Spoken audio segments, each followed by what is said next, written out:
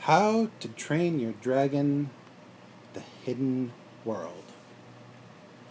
Wow, what a finish. I mean,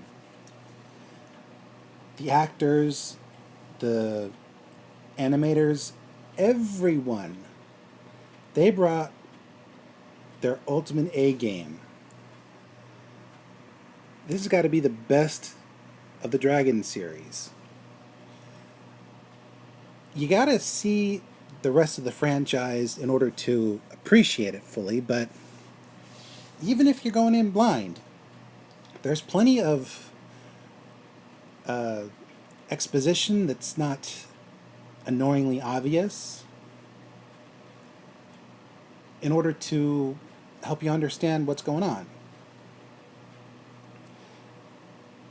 And I just can't say enough good things about this film.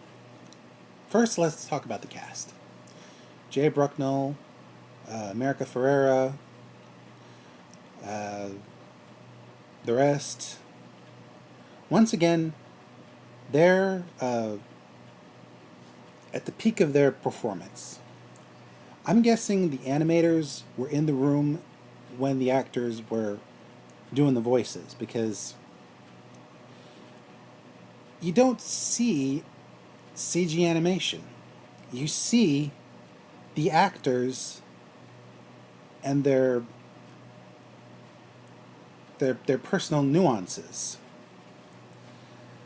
I felt like I was watching something live action, and with the animation on display, the detail they paid attention to, it could very well be done as a live action movie.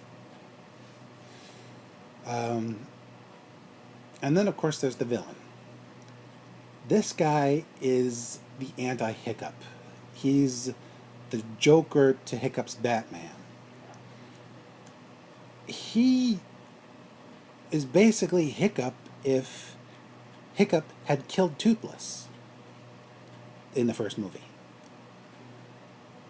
I mean, this guy is like scary smart and so cocky. He actually starts monologuing, like classic comic book villain monologuing. And yet, he earns it by actually outwitting the good guys. I mean, they don't make any mistakes and they still lose. He's just really entertaining to watch because he's actually a challenge for our heroes.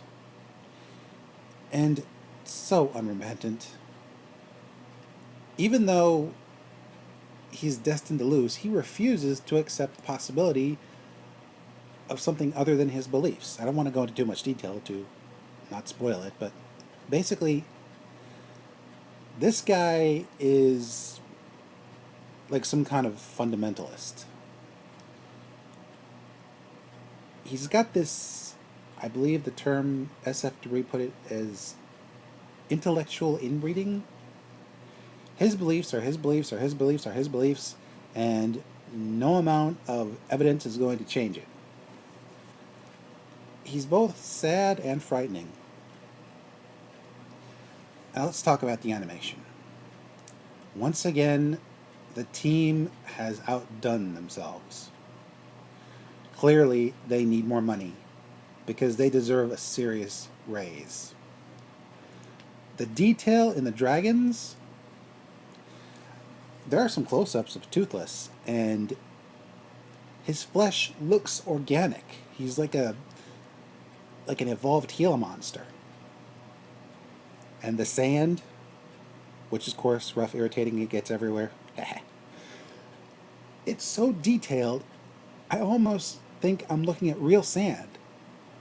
I wouldn't be surprised if they actually filmed some live footage for some of the scenes.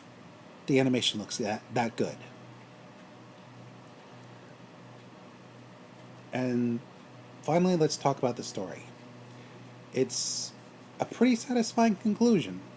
It's bittersweet, but more sweet than bitter, I think, and it leaves me wanting more.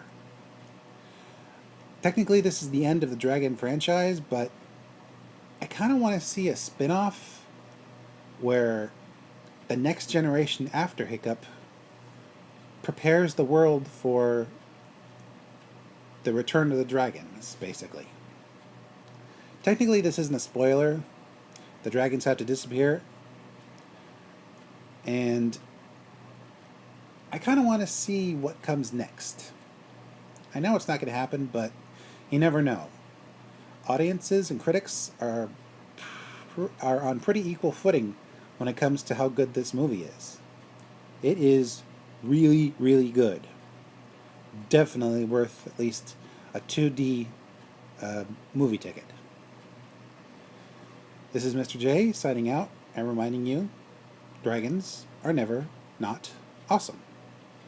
Because they're dragons.